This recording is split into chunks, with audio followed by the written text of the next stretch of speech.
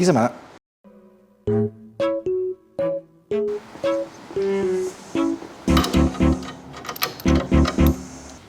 Just, hold on a wee minute. Okay. I just, hold on a wee minute.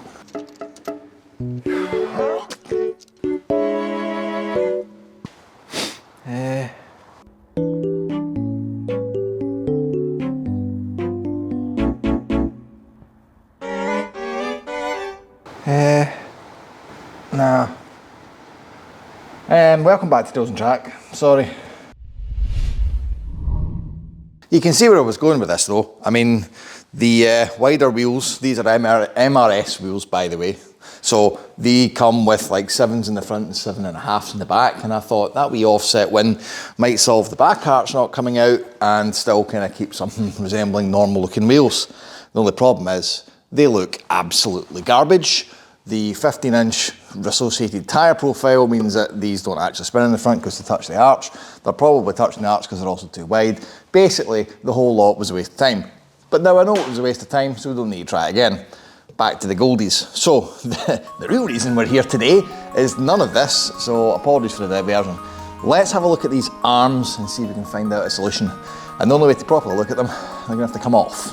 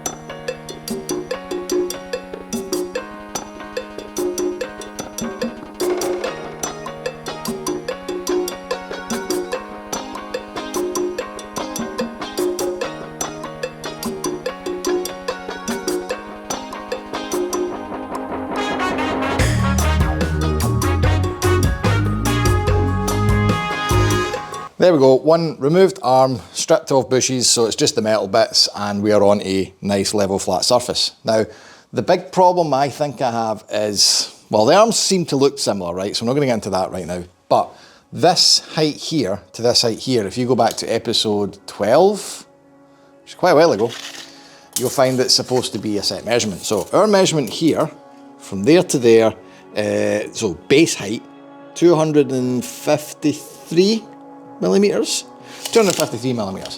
Now that's interesting because I don't have a big Bible of bollocks anymore. And if you understand the reference of what a big Bible of bollocks is, you are certainly somebody that's watched this from the start. But fundamentally, that was the paper printout of the voodoo plans that I used to make these arms.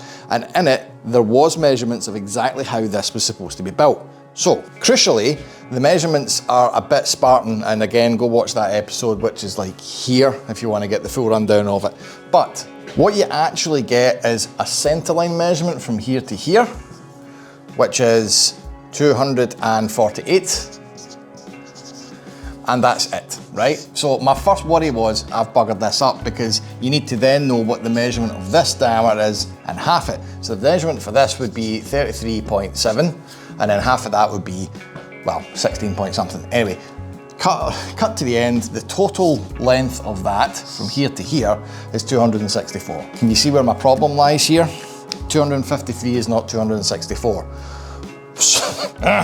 So what I've done instead was dig through all of my old jigs and found this, which looks very, very similar to a jig you would use to make up an arm. The problem is, having went and reviewed episode 12 myself, I made a temporary jig on a big slab of wood to do this. So I've got no frame of reference for how I would have done this wrong, but I've done it wrong, right? So let's just build a bridge and go over that. We are at least 200, well, so 264, 250. We're at least 10, 15 millimeters off. Now that doesn't seem like a lot, but but I think we're off more than this. I have a suspicion these book plans are wrong as well, because this guy here, well, that is not 12 mil. That is a good 1.5 inches, which is like, what, 35, 40 mil? So there is clearly, even though I've measured these short, even more metal that should be moving this arm further up than what it actually is. So what I'm gonna do instead is just build them from scratch. And I'm gonna have to add in, I would say, this much, just to make sure that I have a level of adjustment still built into it, and that they're gonna work in the car that I've built, not the car that the books think I've built. That makes sense? No, me neither. Right, we've got a couple of things brewing here, but we'll stick to the subject matter. So I've jacked the wheel up. Obviously we don't have a spring here, so the load of all of this has been held on the jack. We've used the homebrew camber kit, so that's just an electronic level and a ruler, and we have made sure that we are sitting at 0 degrees camber, because I want to have a nice neutral point to kick off on. Now, if I take, that's fucking loud there, that's absolute nonsense. Start again, Tommy. Here's my logic. This is the transit tie rod that we're going to be using in the next iteration. This is a rack extender that we do not want to use in the next iteration. That thread there is rack extender, and that would be the nut we would normally have locking off here with the arm reaching it. So this being at 0, my maximum length, i.e. from the end of this rack extender to my centre line, is in fact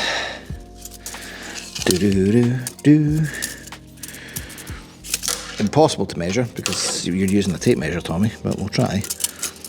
270? We'll go 270. We'll go 270, will we?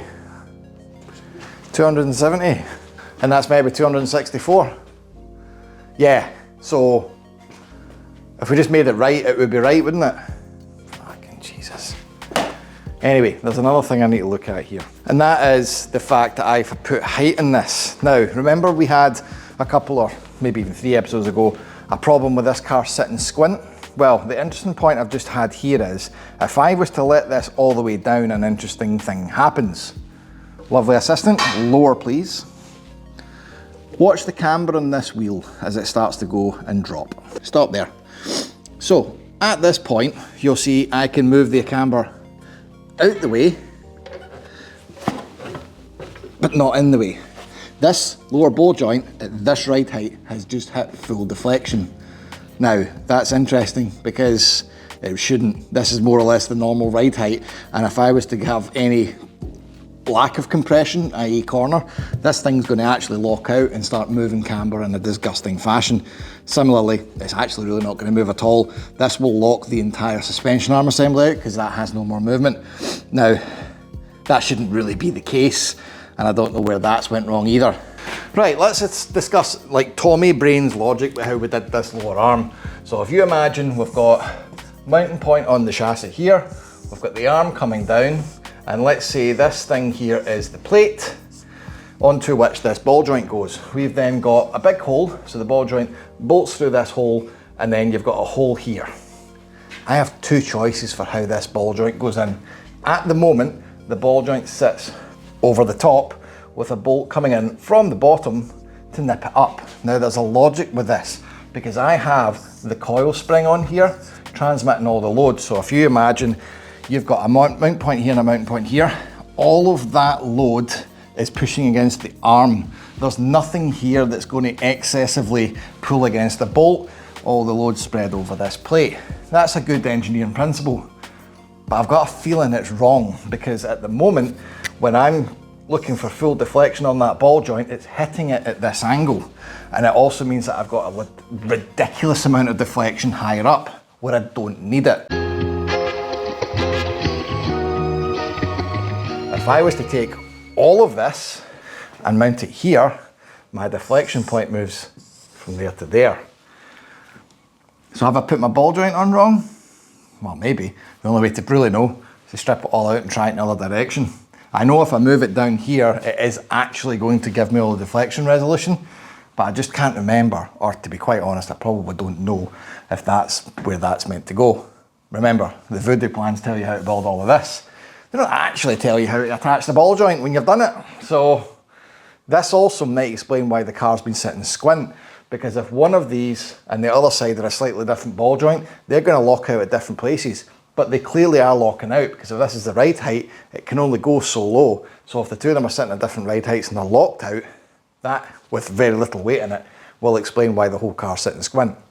Anyway, long story short, you get a cup of tea on and I'm going to change this round.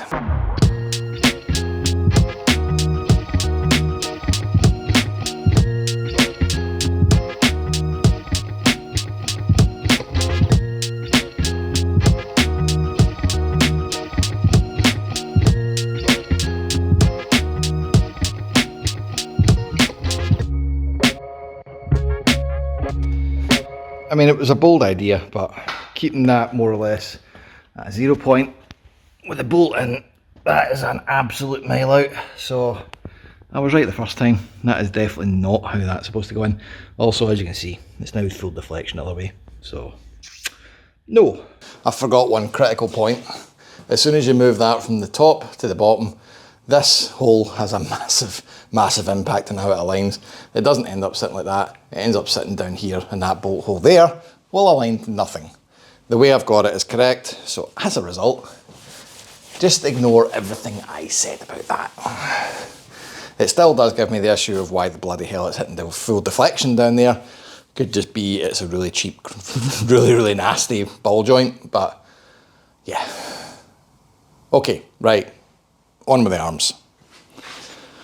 And the good thing is now I have totally settled that debate. Those are definitely the way they're meant to be on that arm.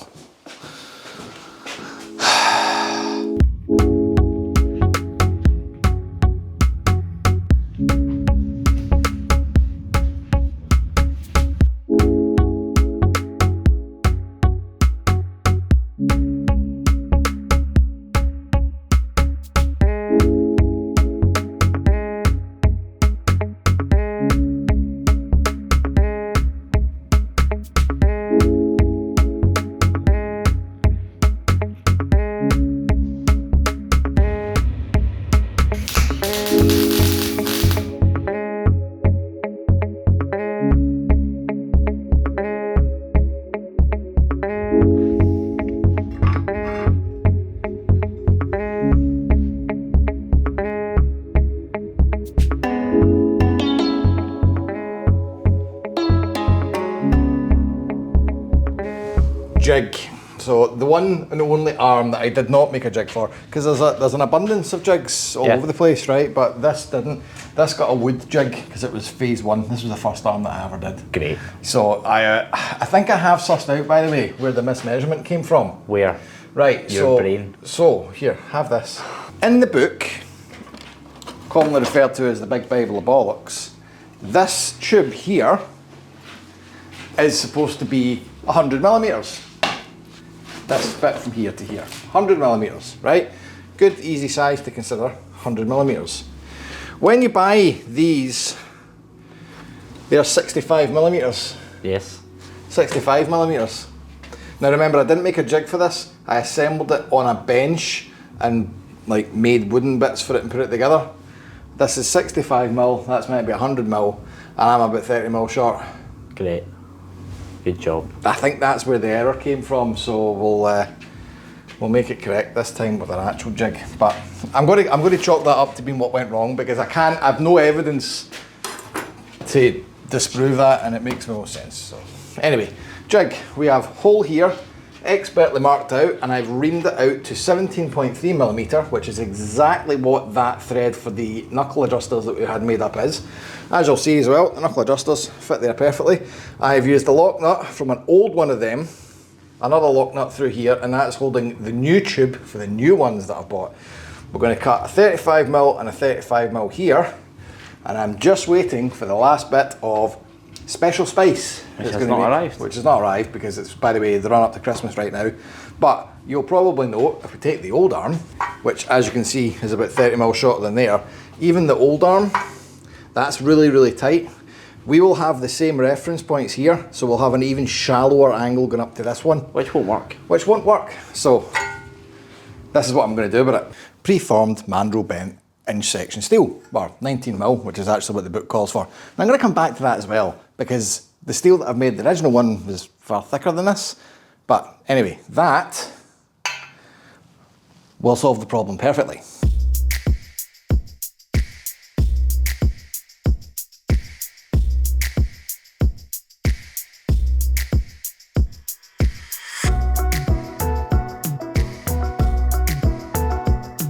You're always talking down on my beautiful vehicles. Your Beetle? It's not a Beetle. Okay. Stop. Anyway. Okay, it's a Porsche. Bear. It's not a Beetle. Inspired by...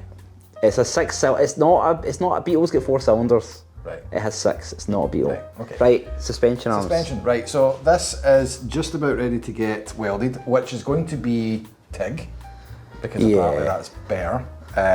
No, it will be better, to be fair. Yeah, it's just, well, the thing is, you're going to get these all like kind of nice, and they're still to be adjusted a wee bit. But these will all fit very well. There's a bit of fine filing just to get those down, but they're very, very close and they look very, very good. As you can see, they're not fully centered, so I've got meat to remove. However, you'll note something else, and another reason why my originals might be wrong. Spot the difference in arm thickness. Now, you've got concerns about this. A wee bit. Right, so this, it transpires, is not the thickness that the big Bible of Bollocks says that these are meant to be. That's the thickness.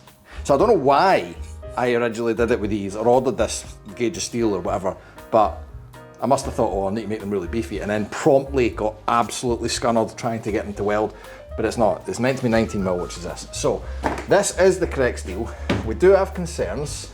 So what might happen is a cross brace from here to here goes in, which gives the strut loads of clearance, but it'll add a wee bit of triangulation, a wee bit more strength. The only problem will be that would no longer be removable, but it'll be more than adjustable, which will be fine.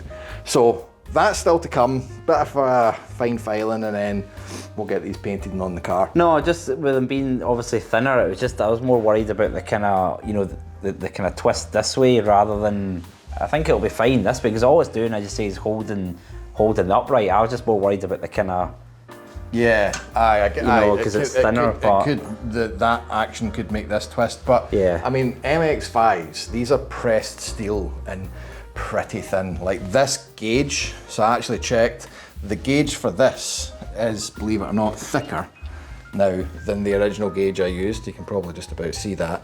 And the gauge for that stuff's definitely thicker than this.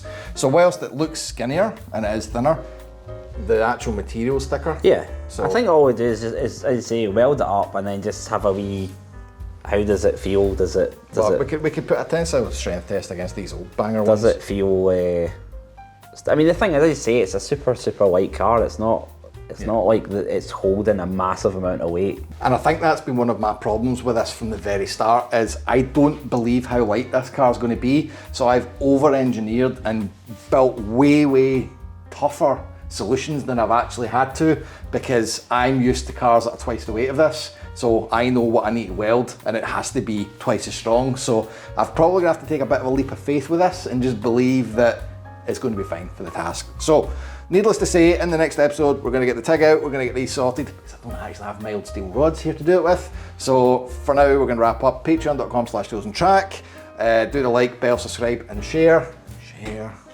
Share. Thanks for the sudden close-up. And until next weekend, guys, drive safe. Daniel, anything to say? One day he'll say something. Goodbye.